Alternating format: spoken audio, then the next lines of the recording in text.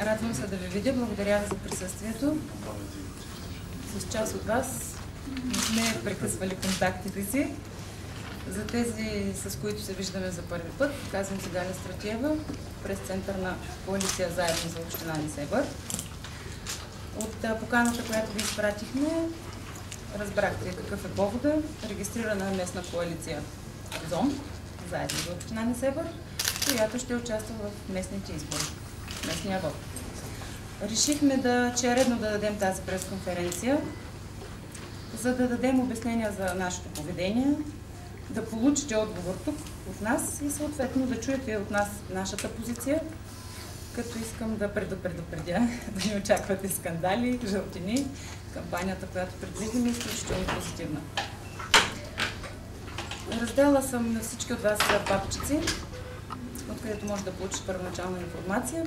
Коалицията е регистрирана, съставена от 3 партии: Зелена партия, Социал-демократи, Земеделски народен съюз. Тя излиза със свой кандидат за кмет, листа за съветници, както и подкрепя кандидати за кметове на част от съставните селища. Тук присъстват част от хората, които са включени в листата. Може би да знаете по лица за вас, освен господин Николай Трифонов. Това е господин Георги Цурев, който има своята политическа кариера, без значение факта, че в последния мандат на Общинския съвет, той не е общински съветник, но е добре познато лице. Познато лице за вас е инженер Димитър Козаров. Господин Георги Георгиев, който не седи тук до нас, но е в залата или може би сега излезе на някъде. Или отзадя господин Георгиев. Виждате едно младо лице. Това е Ангелина Костадинова. Тя представлява младите хора. А до мен вдясно е Костадин Станчев. Хората в листата са изключително интересни като личности, биография, житейски път, професия. Но за по-пълно и цялостно представяне, първи изявления, коментари, ще дам думата на водача на коалиция за община Несебър, господин Николай Трифонов. Добър ден на всички.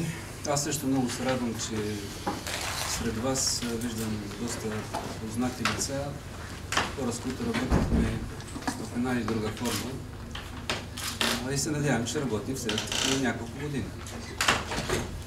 По отношение на това, което каза Галя Стратиева, след един анализ през тази година, някъде в късната пролет на тази година, решихме, преценихме, анализирахме, че ситуацията в община Несебър изисква промяна в статуквото и това ни накара да тръгнем към подготовката и изграждането на такава местна коалиция. Знаете, изборният кодекс създава такава възможност. Използвахме 3 национално представени партии, които са, както виждате в материалчето, което е раздадено, в политическия спектър. Те стоят в център-ляво. Освен това, в групата, екипа, който сформирахме, също го каза Галя, че този път ние се опитахме и мисля, че ще се получи, са лица, които сами са написали своята автобиография. Това са лица, които и личности, които имат своята компетентност в професията и в бранша, в който работят. И в крайна сметка всички ние тръгваме с имената си.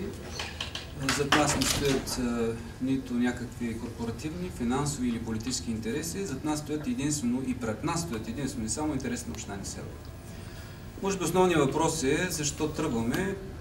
А преди това искам да кажа, че формата, в който тръгваме, изграждаме и вече сме внесли в Общинската избирателна комисия проектолиста, която съдържа 14 имена като кандидати за общински съветници,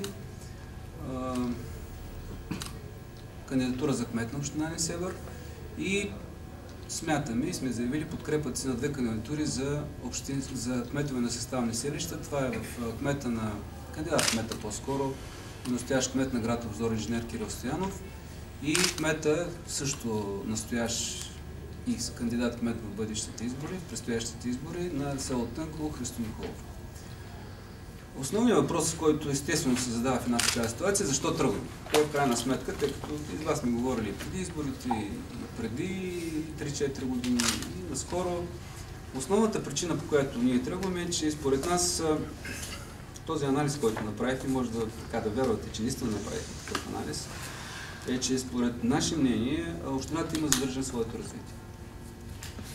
Потенциал, който разполага община Несебър, а то огромен като ресурс на тази малка територия, на това неголямо население, той не се ползва достатъчно ясно и категорично. Това задържане се отразява във всички сфери, и в икономическата, може да се посочат цифри, и в социалната, и в духовната, и в инвестиционния климат и процес. На второ място смятаме, че неимоверното намалят приходите в бюджета и това не може да се оправдае единствено само с икономическата криза. Община Несебър не може да бъде отделен остров в ситуацията, в която е и България и света, но там има механизми, които не са достатъчно използвани. Смятаме, че администрацията е прекалено раздута и тя се отдалечава от хората в общината и по-скоро от данъкоплатците на тази община.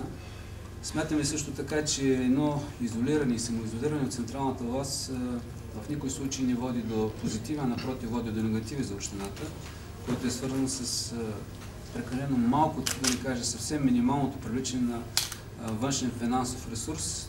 Няма да давам примери за града, в който сега сме тук, и за други съвсем много по-малки като общини, като възможности в България градове, които привличат или са привлекли десетки и стотици хиляди левове, нещо, което общината в този мандат не успя да го направи.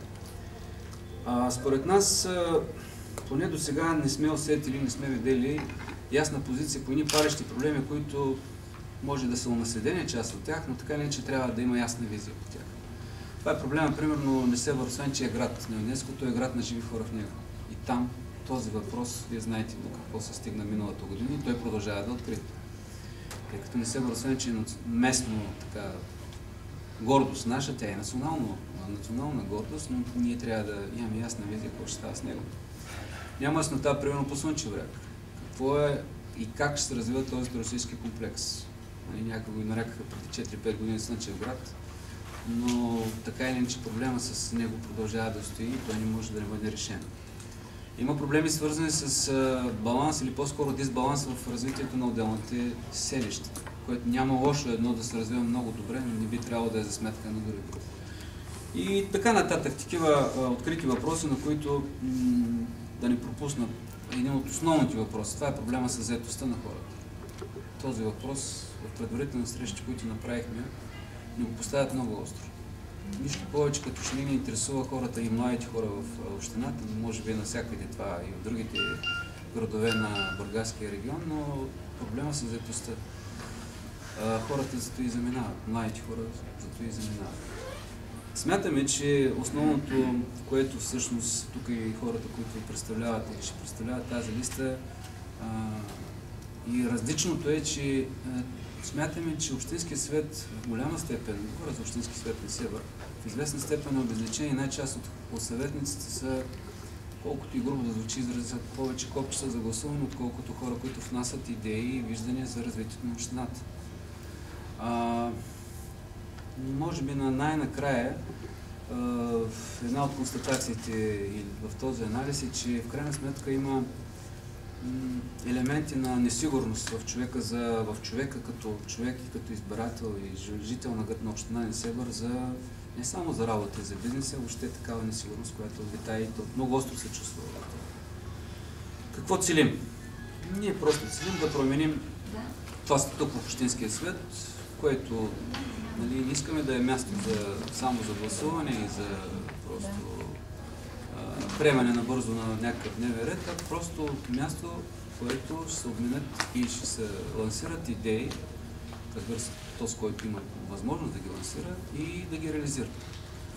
Искаме да променим този модел на управление, в който естествено, че винаги на едно ръководство общинско ще е трудно да се постига някакъв баланс, но този баланс трябва да бъде така, че управлението да е насочено към всички, а не само към определени отделни групи или отделни формации. Искаме също така като цяло е да можем да привлечем такъв финансов ресурс в днешно време, който да не се пропилява местни, общински, защото насочването, привличането на такъв финансов ресурс ще открие въпроса с току-що поставените проблеми и с работна ръка, и с заетост. Естествено, че може би няма да бъде този бум от 2002-2003 година до 2005-2006, но това нищо не означава. Ако бума в едно строителство вече е прекратен процес или до голяма степен намален процес, има възможности в много други сфери, в които общината има къде да балансира този ресурс. Как ще го постигнем? Всички сега, вие знаете, в едни избори всеки излага платформи, идеи, по-скоро някои други механизми използват, кой екскурзии, кой торти, кой пасти, кой цветя и рози. Ние не осъждаме ничий модел на поведение и ничий механизъм на поведение. Категорично обаче осъждаме, и това го казвахме ясно в сбърката, която правихме преди 2 дена с хората, с които тръгваме заедно тези избори, купуването на гласове и съвести.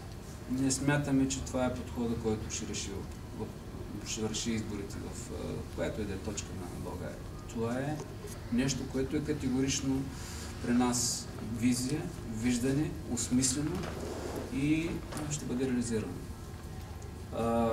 Важното е да се каже и това, че ние не тръгваме срещу някого. Нашата кампания ще бъде позитивна кампания.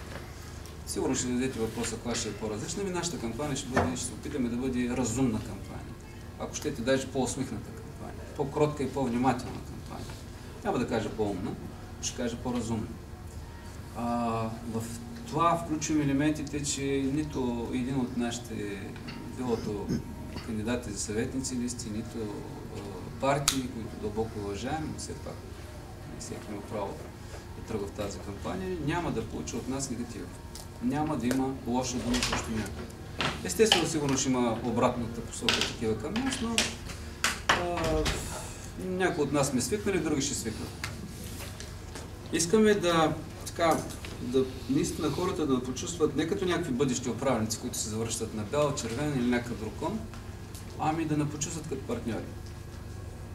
Просто да почувстват като партньори. Да почувстват, че някой отново или някой иска да защитава интересите, без да нарушава собствения си покой, мир, душевно и друго обстоятелство в собствения си живот. Нещо, което